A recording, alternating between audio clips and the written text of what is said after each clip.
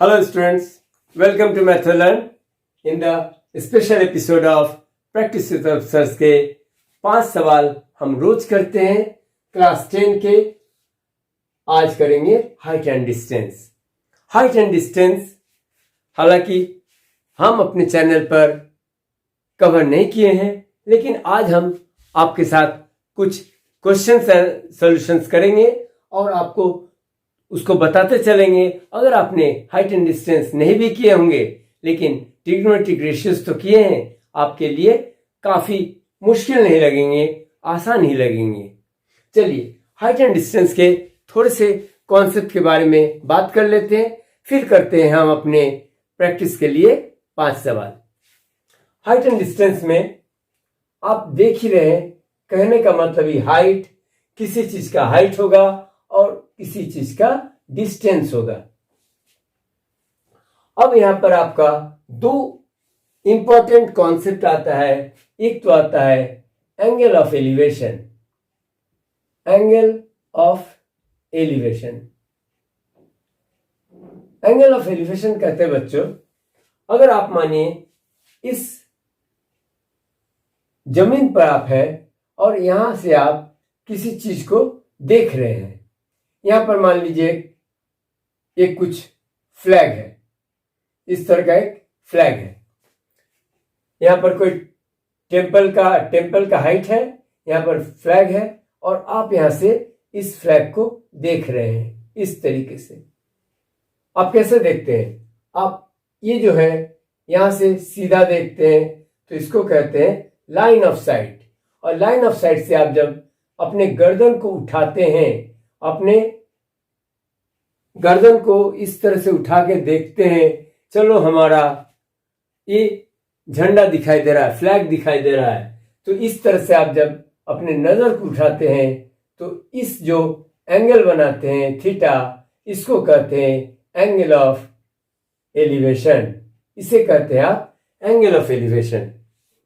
और एक कॉन्सेप्ट है एंगल ऑफ एलिवेशन, इसे कहते हैं अगर कहे इस जगह पर कोई आदमी खड़ा है और ये इसे देख रहा है। चलिए एक और डायग्राम बना लेते हैं। इस जगह पर कोई आदमी छत पर खड़ा है और यहां पर एक कार है, यहां पर एक कार चल रहा है। इस कार को ये यहां से देख रहा है, कार को यहां से देख रहा है। तो कार को यहां से देखने के लिए क्या करना पड़ेगा?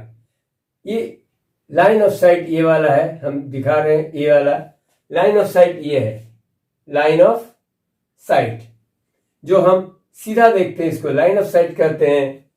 और ये जब हम नजर को झुका रहे हैं, जब नजर को झुका रहे हैं तो ये जो एंगल बनाते हैं इसे हम कहते हैं, इस एंगल को कहते हैं angle of depression. Angle of depression,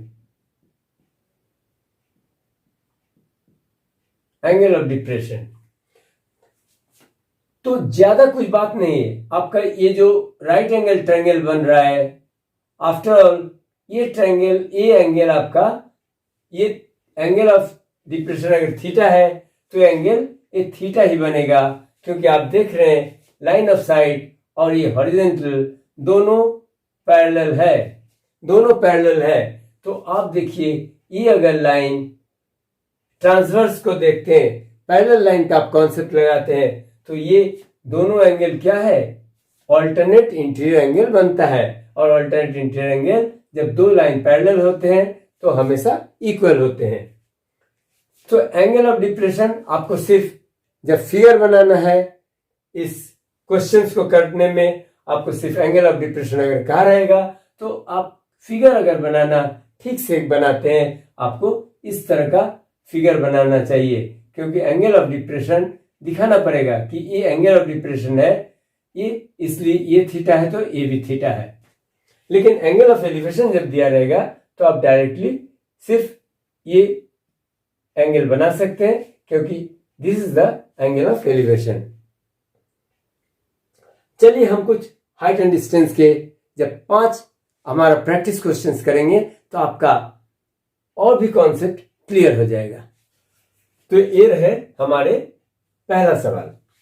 हम यहाँ पर छोटे छोटे सम्स को करेंगे, क्योंकि ये जो हाइट एंड डिस्टेंस का टॉपिक है इस पर मैं वीडियो पहले नहीं कराया, लेकिन इस 5 क्वेश्चन में आपको थोड़ा सा आइडिया हो जाएगा हाइट एंड डिस्टेंस में आपको किस तरह का सवाल आते हैं। चलिए करते हैं। Find the angle of elevation of the sun when the shadow of pole each meter high is √3h metre long. देखिए, एंगल ऑफ एलिवेशन जैसा मैंने अभी बताया, angle of elevation of the sun, इसका मतलब क्या है? ये एंगल ऑफ एलिवेशन इस सन से जो ये एंगल जो बन रहा है ये सन है, और सन से जो एंगल ऑफ एलिवेशन बन रहा है, यानी कि इस जगह से आप अगर सन को देखते हैं, इस ए पॉइंट से अगर सन को देखते हैं, इधर सन है, तो ये एंगल ऑफ एलिवेशन कहलाता है। This is the angle of elevation. ये आप ए लाइन ऑफ साइट से कितना सर उठा के आपको इस पॉइंट को देखने का जरूरत है। This angle is called angle of elevation. इस एंगल का कहा जा रहा है, इसको आपको निकालना है। Let this is theta. Shadow of pole h metre high, ये अगर पोल है, समझ लीजिए A, B C is h metre high. The shadow of the pole h metre high is √3h metre long. और ये जो शैडो पड़ रहा है, ये जो शैडो बन रहा है, इसका लेंथ है √3h मीटर। आपको ये एंगल निकालना है। आप समझ रहे हैं कि हमें परपेंडिकुलर दिया हुआ है, बेस दिया हुआ है, और परपेंडिकुलर और बेस का जो हमारे ट्रिग्नोमेट्रिक रेशियोज पढ़ चुके हैं वो है tan theta. tan theta equal to BC upon CA। So BC h metre है, h, और CA √3 into h, √3 into h। h से h कैंसिल हो जाएगा तो बच जाएगा 1/√3, यानी कि tan थीटा का वैल्यू 1/√3, और 1/√3 को हम लिख सकते हैं tan 30 डिग्री। tan 30 डिग्री आप इस तरह से समझ रहे हैं, थीटा इक्वल टू 30 डिग्री, यानी कि एंगल ऑफ एलिवेशन जो है सन का ये 30 degree. This is the answer. चाहे आपको इस तरह का लॉन्ग क्वेश्चन रहे या तो आपको ऑप्शन दिया रहे, theta equal to the angle of elevation equal to 60 degree, 45 degree और 30 डिग्री, आप जब कॉन्सेप्ट को समझेंगे तो आप राइट ऑप्शंस को चूज कर सकते हैं। सेकेंड क्वेश्चन पर ध्यान देंगे। एन ऑब्जर्वर 1.5 मीटर टॉल, एक ऑब्जर्वर है, कोई आदमी हो सकता है, लड़का हो सकता है, ए बॉय 1.5 मीटर टॉल, किसी तरह का ऐसा क्वेश्चन में दिया जा सकता है, is 20.5 metre away from a tower 22 metre high. तो एक टावर है जो 22 मीटर हाई है, और एक आदमी है जो ऑब्जर्वर है वो 1.5 मीटर टॉल है। तो देखिए, हमारा ये हाइट एंड डिस्टेंस में फिगर बनाना बहुत जरूरी है। अगर फिगर आप बना पाते हैं तो आपका सम होने का चांस बहुत ज्यादा है। एक 1.5 मीटर का एक आदमी है, और एक टावर है जो 22 मीटर हाई है। The tower is 22 metre high and the observer is 1.5 metre tall. Determine the angle of elevation of the top of the tower from the eye of the observer. तो ये है top of the tower. चलिए हम थोड़ा labelling कर देते हैं। A B कर देते हैं ऑब्जर्वर, और सी डी करते हैं टावर को। अब यहां से ये आई है, तो यहां से इसको जब देखेगा तो इस तरह से ये देखेगा, एसी को इस तरह से देखेगा, यानी कि वो एंगल कितना बड़ा है। एंगल हमेशा, एंगल ऑफ एलिवेशन क्या होता है, इसके जो लाइन ऑफ साइट है, लाइन ऑफ साइट देखिए, लाइन ऑफ साइट ए का हमेशा इस तरह का होता है, horizontal from the plane. Horizontal from the plane को लाइन ऑफ साइट कहते हैं। ये लाइन ऑफ साइट है और यहां से जितना एंगल बना रहा है that will be angle of elevation. यानी कि आपको डिटरमाइन करना angle of elevation, this angle you have to find out. Determine the angle of elevation of the top of the tower from the eye of the observer। अब ये जो 22 है, ये 22 metre आप देख रहे हैं फुल टावर का है, फुल टावर का हाइट है। तो यहां पर एक ट्रायंगल बन रहा है CA, इसका नाम दे देते हैं कुछ CAM। CAM एक राइट एंगल ट्रायंगल बन रहा है। इसमें आप टेन थीटा लगा सकते हैं। CM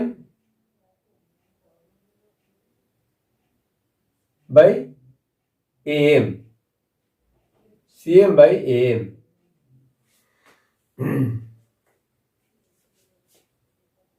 CM कितना है? CM is CD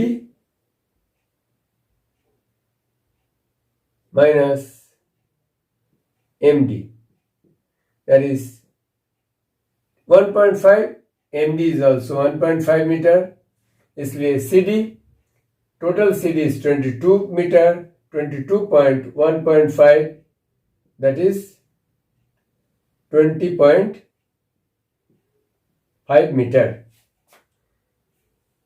20.5 meter CM।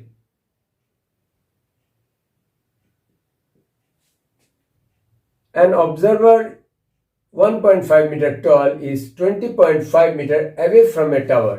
यानी कि ये जो ऑब्जर्वर है ये टावर से कितने दूरी पर है? 20.5 मीटर के दूरी पर है। यानी कि हमारा M is also equal to BD equal to 20.5। तो आप देखिए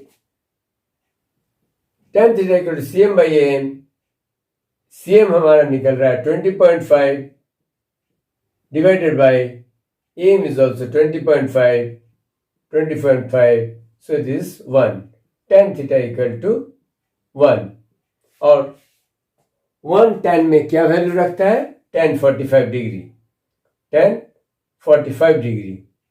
सो tan theta equal to tan 45 degree, you can conclude theta equal to 45 degree.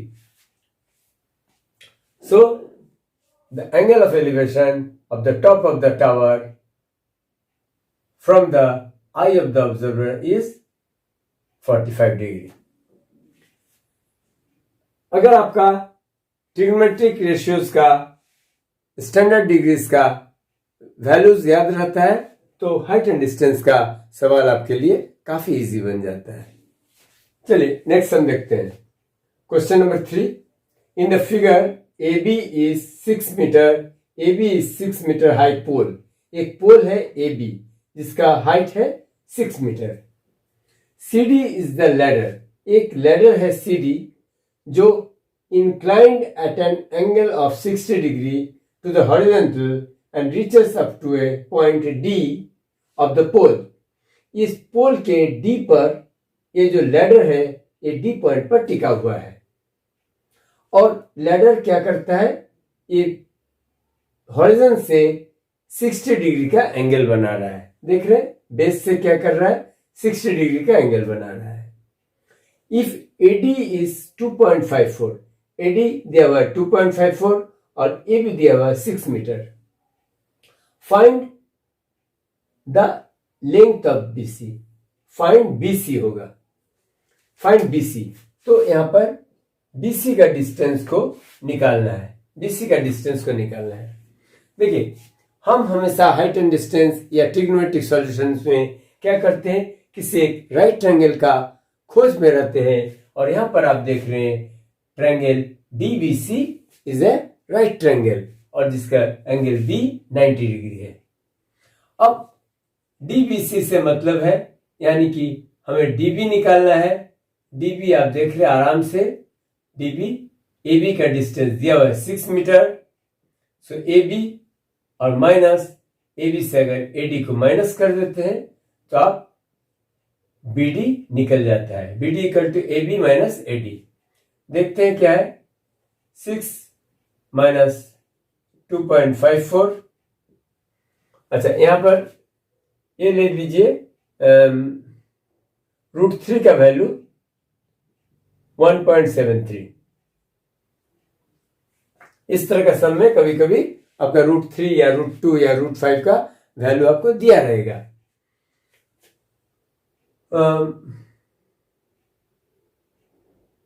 3.6.00 minus 2.54, 6, 4,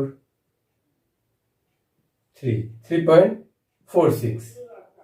so DB equal to 3.46 निकल गया। और आपका DB और BC, देखिए परपेंडिकुलर और बेस में हमारा tan का और cot का आता है। ट्रिग्नोमेट्रिक रेशियोज, इसलिए tan 60 डिग्री हम लगा सकते हैं। tan 60 degree equal to DB by BC। tan 60 का वैल्यू होता है √3 और DB आप निकाल चुके हैं 3.46 बाई BC आपको निकालना है। क्रॉस मल्टीप्लाई कीजिए, BC into √3 equal to 3.46, BC equal to 3.46 divided by √3 का वैल्यू आपका 1.73 दिया हुआ है।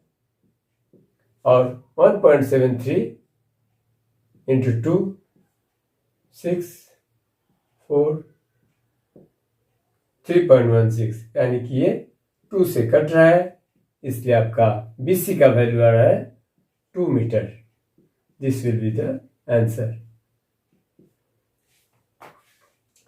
देख रहे हैं, हाइट एंड डिस्टेंस में बस आपको एंगल ऑफ एलिवेशन समझना है और राइट एंगल से आप एक्चुअली में वो ट्रिग्नोमेट्रिक जो रेशियोज आप किए हैं उसका फाउंडेशन अगर आपका मजबूत है तो हाइट एंड डिस्टेंस भी कोई ज्यादा मुश्किल की काम नहीं है।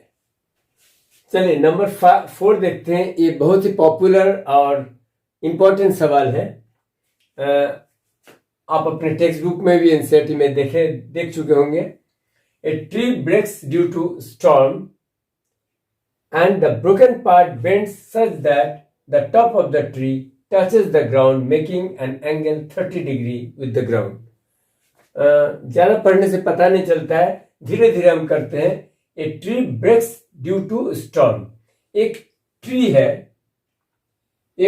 है, मान लीजिए बहुत बड़ा सा ट्री है और ये स्टॉर्म से टूट जाता है। तो टूटता है तो such that the top of the tree touches the ground making an angle of 30 degree with the ground।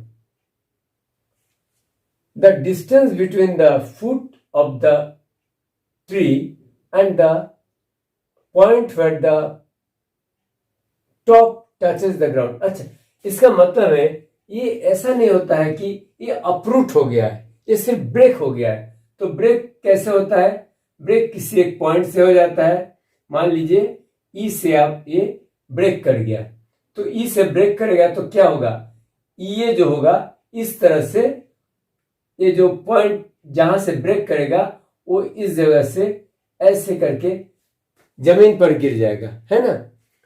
This a part will break and it will touch the top portion will touch the ground.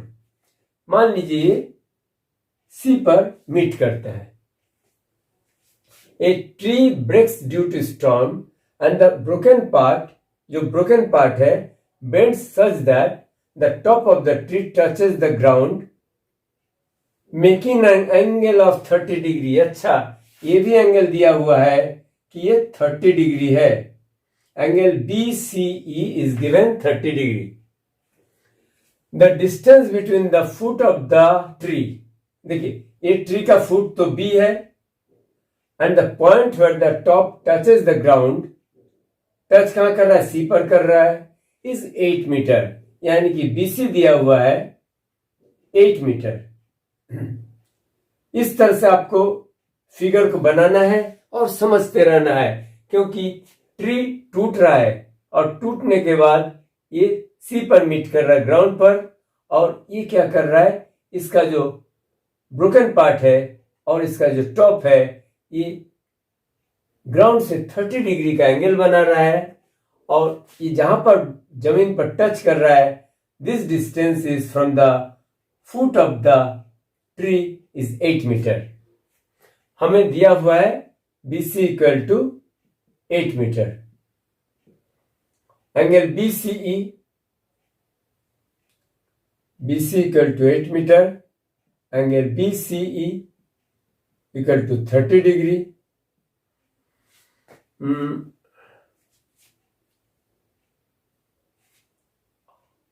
अब हम क्या कर सकते हैं?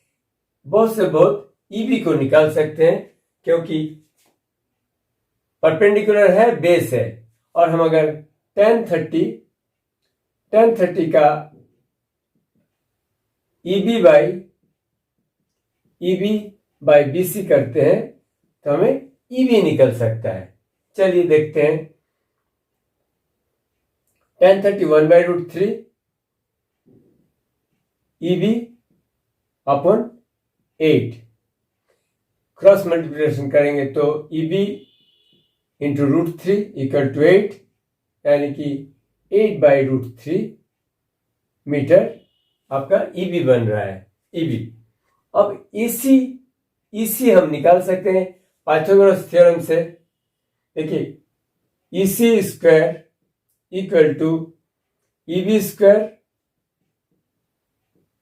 Plus BC square, क्योंकि आपको मालूम है hypotenuse square equal to perpendicular square plus base square. EC हमारा हाइपोटेन्यूज है और EB परपेंडिकुलर और BC बेस, इसलिए hypotenuse square equal to perpendicular square plus base square. EC हमारे इससे निकल सकता है। EB स्क्वायर 8/√3 का whole square plus BC is 8 square, 64/3 plus 64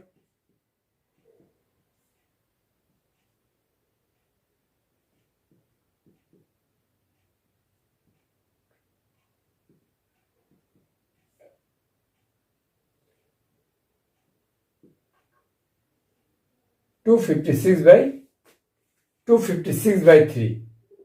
तो ये आप अगर EC इक्वल टू 256 का रूट 16 होगा, 16 into 16,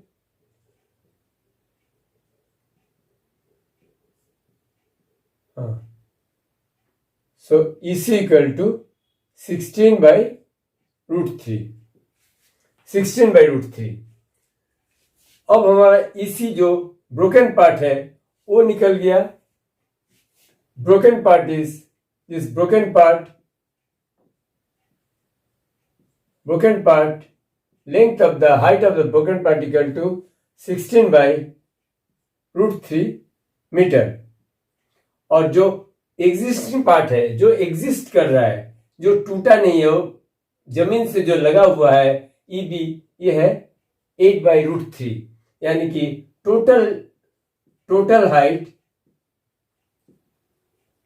total height of the tree का मतलब है before it was broken in the storm. तो EB प्लस EC, क्योंकि EC ही जो है AE जो टूटा हुआ पार्ट है वो इसी ही है, यानी कि EB 8/√3 जो हमारा अभी है प्लस 16/√3। इसको आप कर लीजिए, आपका आंसर निकल जाएगा।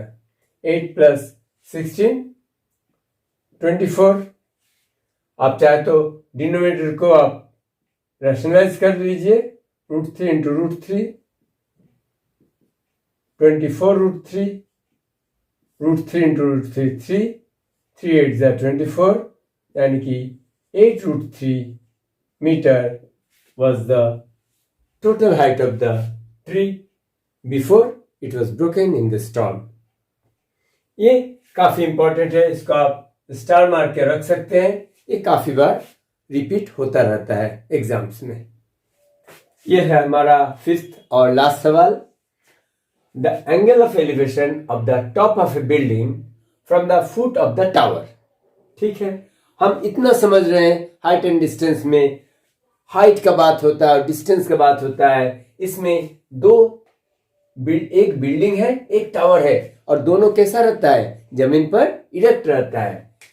एक हम बना लेते हैं, ये बिल्डिंग है, मानिए कि दिस इज द बिल्डिंग, और जो टावर होगा, टावर तो जरूर ही बिल्डिंग से काफी बड़ा होगा, और this is the ground level. एक ग्राउंड है, जमीन है, और एक बिल्डिंग है, मानिए कि AB, और टावर है CD। अब देखते हैं क्वेश्चन को फिर से। The angle of elevation of the top of the building, ये top of the building A है, from the foot of the tower, tower CD है और टावर का फुट D है, यानी कि अब समझ में आ रहा है angle of elevation of the top of the building from the foot of the tower, यानी कि टावर के फुट में आप अगर फुट से देख रहे हैं तो ये बिल्डिंग के जो टॉप को देख रहे हैं, ये जो एंगल बन रहा है, this is the angle of elevation. ये कहा जा रहा है the angle of elevation of the top of the building from the foot of the tower is 30 degree, this is 30 degree. Height and distance में आपका फिगर ही main है, figure draw करना, आपको इसको जो नरेशन दिया हुआ है उसको आपको समझना है, और समझने के बाद आपको फिगर ड्रॉ करना है। फिगर आप कर लिए तो आपका सॉल्यूशन बहुत जल्द निकल जाएगा। The angle of elevation of the top of the tower, अब टॉप ऑफ द टावर में चला गया, देखिए C है, top of the tower from the foot of the building, और फुट ऑफ द बिल्डिंग से टॉप को जब देखता है, ये फुट ऑफ द बिल्डिंग से जब टॉप ऑफ द टावर को देखता है तो ये कितना डिग्री का बनाता है, angle of elevation is 60 degree. So this 60 degree. यहां पर आपको हर समय देखना है हमारा राइट एंगल ट्रायंगल कौन सा है। हमारा राइट एंगल ट्रायंगल एक है ABD, ट्रायंगल ABD हमारा एक राइट एंगल है, राइट एंगल ट्रायंगल, और दूसरा है BCD, ट्रायंगल BCD। ये दो राइट ट्रायंगल है। अब देखिए ABD में ABD इसमें एंगल ADB इज 30 डिग्री, तो हम ABD में, ये बिल्डिंग का हाइट है, कहा गया है find the height of the building, इसको मान लीजिए H। चलिए इसी को लेके देखते हैं। tan एंगल ADB यानी कि tan 30 degree equal to perpendicular by base AB by BD, AB by BD, और tan 30 के वैल्यू है 1/√3। AB हमने लेट किया है H बाय BD, रहने दीजिए BD को। तो क्रॉस मल्टीप्लिकेशन करते हैं तो BD × 1 BD equal to √3 × H। चलिए ये जो ट्रायंगल ABD से था, इतना ही एक रिलेशन निकलने वाला था। BD equal to √3h। अब देखते हैं ट्रायंगल BCD, जिसमें BCD में ट्रायंगल BCD में angle CBD is given 60 degree. तो इसको लेके चलेंगे। ट्रायंगल BCD में ये एंगल दिया हुआ है, तो tan CBD यानी कि tan 60 डिग्री, tan 60 डिग्री। तो इस एंगल का tan परपेंडिकुलर यानी कि CD by BD, tan theta equal to perpendicular by base. तो CD इसका 60 डिग्री का अपोजिट CD, और ये जो अलोंग द एंगल है ये है BD। Tower is 50 metre high, ये तो मैंने लिखा ही नहीं। Tower is 50 metre high. ये जो CD का हाइट है वो है 50 मीटर, यानी कि tan 60 का वैल्यू आप बैठाइए √3 और CD का वैल्यू 50, और BD ऐसे रहने दीजिए। तो BD इंटू √3, इसको फिर क्रॉस मल्टीप्लिकेशन करते हैं। BD इंटू √3 इक्वल टू 50, यानी कि BD इक्वल टू 50 बाय √3। अब ये हमारा दूसरा रिलेशन निकला। BD का वैल्यू निकल गया 50 बाय √3। यहां BD का वैल्यू है √3h। क्या BD और BD दोनों है? BD इक्वल टू √3h और BD equal to 50 by √3। So from equation 1 and 2 we can write √3h equal to 50 by √3।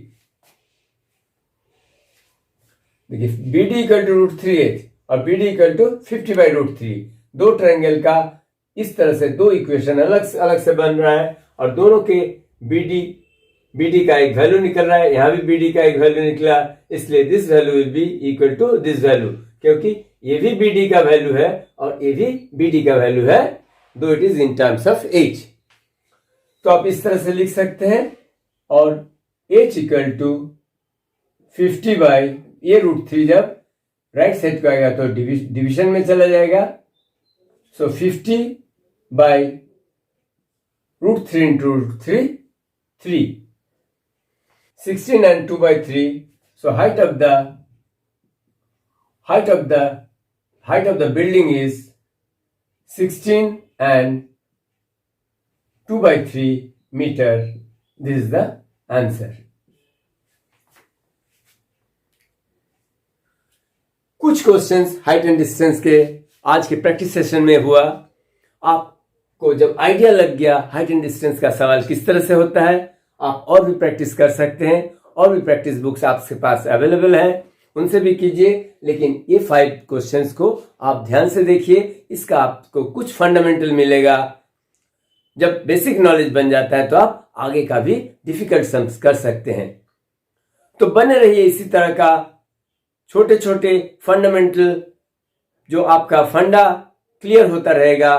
Practice with Arup sirs में सिर्फ 5 सवाल के लिए आपका 20 मिनट्स डेली का प्रैक्टिस लाएगा आपका एग्जाम के नंबर में काफी फर्क। Bye bye, take care.